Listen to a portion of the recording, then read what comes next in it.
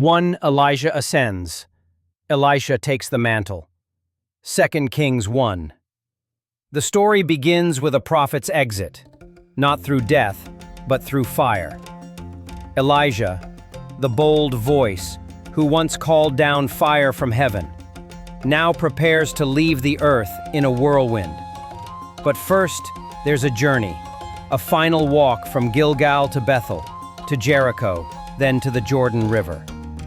Elisha follows closely, refusing to leave his master's side. At the Jordan River, Elijah parts the waters with his cloak, just as Moses once did. They cross on dry ground. Then Elijah turns and asks, "What can I do for you before I am taken away?" Elisha replies, "Let me inherit a double portion of your spirit." It's not ambition, it's desperation. The land is fractured, the kings corrupt, the people blind. Elisha knows if he is to serve in such a time, he needs more than strength. He needs God's power. Then it happens. A chariot of fire and horses of fire descend. Elijah is taken up into heaven in a whirlwind. Elisha tears his clothes in grief, but he picks up Elijah's cloak. The symbol, the calling, the mantle has passed. When he returns to the Jordan, Elisha strikes the water just as Elijah did. The river parts. The people watch. And they say, "The spirit of Elijah rests on Elisha." But Elisha's miracles aren't for spectacle. They aren't just proof of power. They're answers to pain. In a broken age, God raises a prophet not to impress, but to restore. 2. Miracles and mercy, the ministry of Elisha. 2 Kings 2:8. Elisha's ministry begins not with thunder, but with tenderness. He doesn't stand in palaces or command armies. He walks among the needy, the forgotten, the afraid. His first miracle? Healing the water of Jericho. The spring was poisoned, the land barren. Elisha throws in salt, not a solution by science, but by faith, and declares it clean. Life returns to the land. Next, a widow faces debt so crushing her sons are about to be sold as slaves. Elisha doesn't scold or lecture. He asks, "What do you have in your house?" "Just a little oil." That's enough. He tells her to gather jars, many jars. She pours and the oil doesn't stop. Jar after jar fills. Her debt is paid. Her sons are free. In Shunem, a wealthy woman offers Elisha hospitality. Her reward? A long-desired son. Years later, the boy dies suddenly in her arms. She lays him on Elisha's bed and cries out, not in anger, but in hope. Elisha comes, stretches himself over the child, and breathes life into what was lost. The boy sneezes 7 times and lives. The miracles keep coming. Naaman, a Syrian commander, arrives with gold, pride, and leprosy. Elisha tells him, "Wash in the Jordan." It sounds too simple. But when Naaman obeys, his skin is restored, like a child's. An outsider made whole. Later, a borrowed axe head sinks into a river. The man panics. He can't afford to lose it. Elisha throws a stick into the water. The iron floats. Even in the smallest fears, God shows he cares. When an enemy army surrounds the city, Elisha prays, not for vengeance, but for vision. "Open his eyes, Lord, so he may see." The hills blaze with heavenly chariots. Elisha's ministry is filled with power, but rooted in mercy. Through him, God shows that no one is too poor, too foreign, or too ordinary to matter. 3. Jehu's purge, judgment without completion. 2 Kings 9 through 10. Then comes Jehu, a man of action, a whirlwind of judgment. He's a military commander, anointed by a prophet in secret. The message is simple. You are king. You are God's instrument to bring justice. Jehu wastes no time. He mounts his chariot and rides like a storm. The watchmen say, "The driving is like that of Jehu. He drives furiously." First, he strikes down King Joram of Israel, Ahab's son. Then, Ahaziah, king of Judah, is caught and killed as well. Next comes Jezebel, the queen who once hunted prophets, now paints her eyes and waits by the window. She mocks Jehu.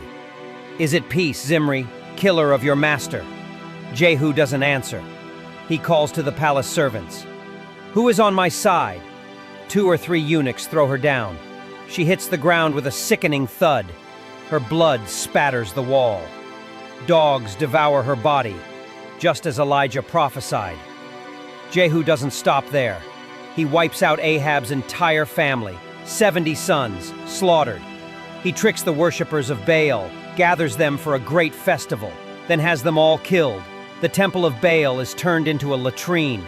It's bloody, brutal, final, but something is missing. Jehu destroys Baal worship, but leaves the golden calves. He tears down one idol, yet keeps another.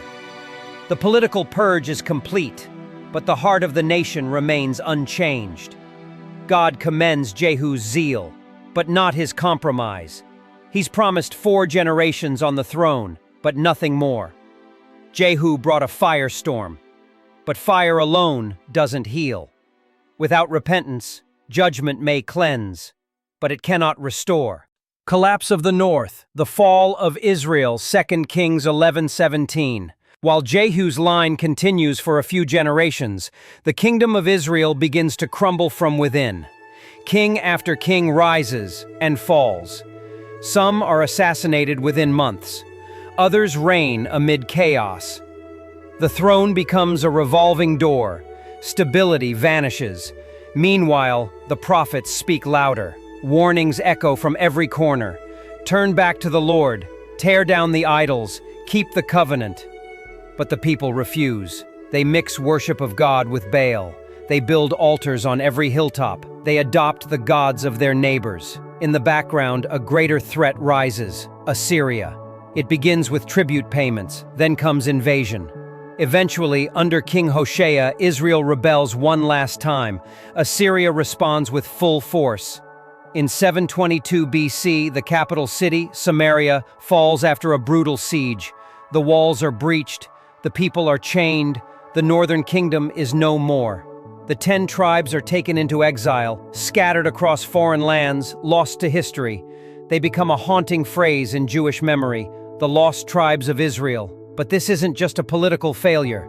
The Bible is clear. The fall of Israel was a spiritual judgment.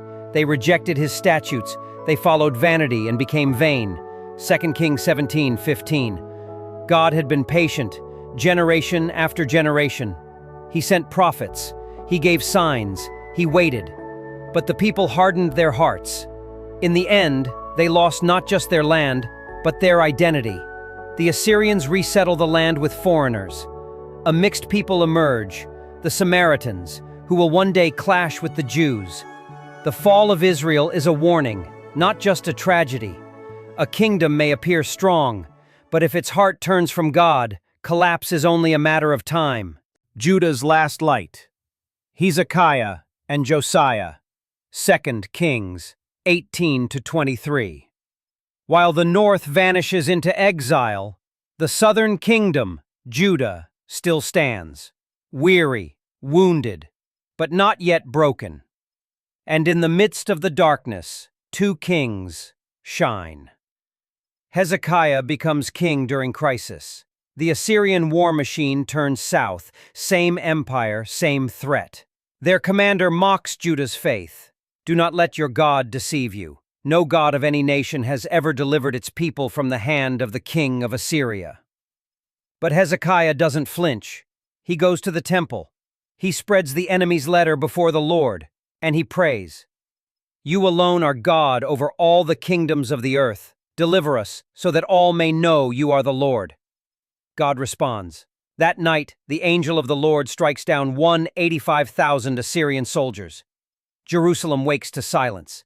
The siege is over, not by sword, but by surrender to God. Years later, another king rises, Josiah. During temple repairs, a forgotten scroll is discovered. It's the book of the law. When Josiah hears its words, he tears his clothes in grief. He realizes, we have broken covenant. Josiah doesn't delay. He launches a sweeping reform. Idols are smashed, shrines are burned, the temple is cleansed. He reinstates the Passover, more faithfully than any king before him. For a moment it seems Judah has turned the corner, but the reforms, though genuine, come too late. The people follow the motions, but not with their hearts.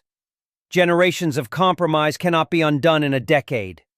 Still, God honors Josiah. He promises, "You will not see the disaster I will bring." Judah is spared, for now, but the cracks are already deep, and judgment is only delayed. In Hezekiah and Josiah, we see what could have been. But a nation's fate cannot be changed by kings alone. The end, Jerusalem falls and the kingdom dies, 2 Kings 24-25. After Josiah's death, the curtain begins to fall. His sons are weak, swayed by politics, fear, and idolatry. Babylon, the new superpower, begins its rise, and Judah stands in its path. Nebuchadnezzar comes once, Judah surrenders. He comes again, the temple is plundered, but rebellion brews. One final king, Zedekiah, refuses to yield, so Babylon returns a third time with fury. The siege of Jerusalem begins. It lasts for months. Hunger ravages the city, mothers weep, the people cry out, but no help comes. Finally, the walls are breached. Zedekiah flees but is captured. His sons are executed before his eyes. Then his eyes are put out. He is led away in chains, the last king of David's line to sit on the throne in Jerusalem. Then comes the unthinkable. The temple, the heart of Israel's worship, the dwelling place of God's name, is burned to the ground. The walls of Jerusalem are torn down. The city of David becomes a heap of ruins. The people are taken into exile. The poor are left behind to farm the land. The leaders, the craftsmen, the warriors, all are carried off to Babylon. The kingdom is no more. But the loss is deeper than politics or power. This is a spiritual disaster. The people of God are no longer in the land of God. The covenant lies in ruins. The songs of Zion fall silent in a foreign land. It is not just the end of a nation. It is the collapse of identity. This is the lowest point in Israel's story. The promises to Abraham, Moses, and David now seem shattered. The throne is empty. The temple is gone. The people are broken. And yet this is not the end of the story. 7. A final note. Hope in the ashes, 2 Kings 25-27-30. The book of 2 Kings ends not with a prophecy, not with a miracle, but with a quiet scene in a foreign court. Years have passed. Jerusalem lies in ruins. The temple is gone. The people are scattered. But in Babylon, a prisoner named Jehoiakim, a former king of Judah, is still alive. Then, unexpectedly, something changes. In the 37th year of his captivity, the new Babylonian king, evil Merodach, lifts Jehoiakim out of prison. He gives him a seat of honor. He provides him with food, clothing, and dignity. Jehoiakim eats at the king's table for the rest of his life. It's a small moment, easy to overlook. But in a book filled with judgment and loss, this detail glows like an ember in the dark. Jehoiakim's release is more than kindness, it's a signal. The line of David is not erased. God's promise still flickers, even in exile. This ending doesn't tie up every question. The kingdom is still gone, the people remain captives. But the story isn't finished. 2 Kings ends in silence, but not in despair, because a spark remains. And from that spark, one day, hope will rise again. A remnant will return. A temple will be rebuilt. And from the house of David will come not just another king, but the true king. A ruler who brings not just reform, but redemption. Not just survival, but salvation. In the ashes of judgment, the seed of hope has not been buried. It has been planted.